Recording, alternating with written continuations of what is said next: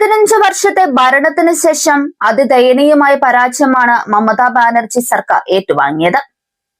200-ലധികം സീറ്റുമായി ആധികാരിക വിജയം നേടി ബിജെപി ബംഗാളിൽ അധികാരത്തിലേറാൻ ഒരുങ്ങുകയാണ്. തൃണമൂലിന് 81 സീറ്റിൽ ഒതുങ്ങേണ്ടി വന്നു. എന്നാൽ തെരഞ്ഞെടുപ്പ് കമ്മീഷന്റെ സഹായത്തോടെ വോട്ട് കൊള്ള നടത്തിയാണ് ബിജെപി ജയിച്ചതെന്നാണ് മുഖ്യമന്ത്രി മമതാ ബാനർജി ആരോപിക്കുന്നത്.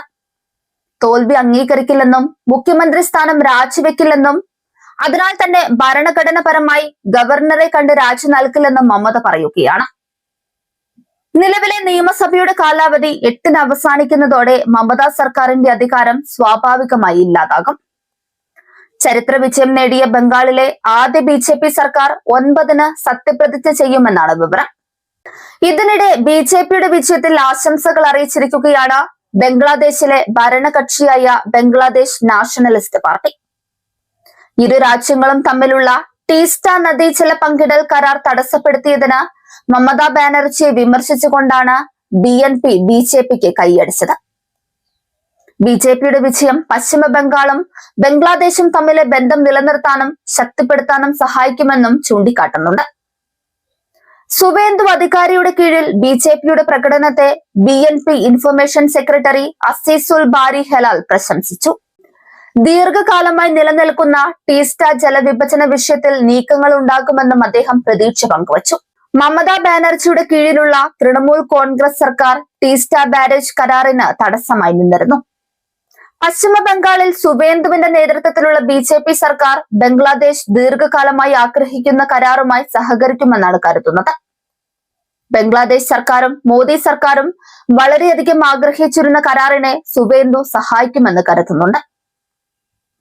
ബംഗാളിലെ അധികാരമാറ്റം ധാക്കയും കൊൽക്കത്തയും ഉൾപ്പെടുന്ന ദീർഘകാല അതിർത്തി പ്രശ്നങ്ങൾ പരിഹരിക്കാൻ സഹായിക്കുമെന്നും ഇതിലൂടെ ബംഗ്ലാദേശും പശ്ചിമ ബംഗാളും തമ്മിലുള്ള ബന്ധം മെച്ചപ്പെടുത്തുന്നതിനുള്ള സാധ്യത തുറന്നിട്ടതായും അസീസുൽ ബാരി ഹലാൽ പറയുന്നുണ്ട്. ഇന്ത്യയും ബംഗ്ലാദേശും തമ്മിൽ ജലം പങ്കിടുന്നതിൽ പരിഹരിക്കപ്പെടാത്ത പ്രശ്നങ്ങളിൽ ഒന്നാണ് ടീസ്റ്റ തർക്കം.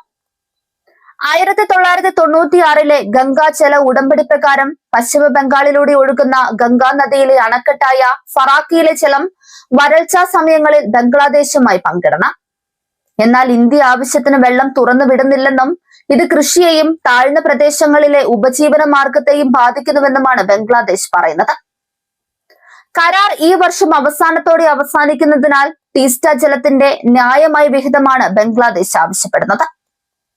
സ്വന്തം ജല ആവശ്യങ്ങൾ ചൂണ്ടിക്കാട്ടിയായിരുന്നു പശ്ചിമ ബംഗാൾ സർക്കാർ കരാറിനെ ഇതുവരെ എതിർത്തത്.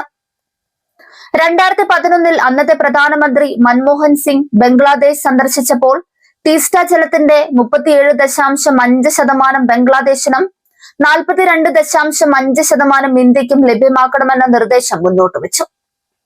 പശ്ചിമ ബംഗാൾ സർക്കാരിന്റെ എതിർപ്പിനെ തുടർന്ന് ആ പദ്ധതി നടപ്പിലായില്ല. സംസ്ഥാനത്തിന്റെ കാർഷിക താൽപര്യങ്ങളെ ദോഷകരമായി ബാധിക്കുമെന്ന് ചൂണ്ടിക്കാട്ടിയായിരുന്നു എതിർപ്പ്.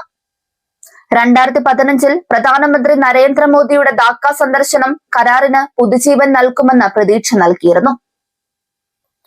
ഇന്ത്യയും ബംഗ്ലാദേശും 54 നദികളാണ് പങ്കിടുന്നത്. എന്നാൽ ഇതുവരെ 2 കരാറുകളിൽ മാത്രമാണ് ഒപ്പുവെച്ചിട്ടുള്ളത്. ഗംഗാജല ഉടമ്പടി, കൃഷിയാര നദി ഉടമ്പടി എന്നിവയാണത്. ടീസ്റ്റയും ഫെനിയും ഉൾപ്പെടെയുള്ള മറ്റു നദികൾ ഇപ്പോഴും ചർച്ചയിലാണ്.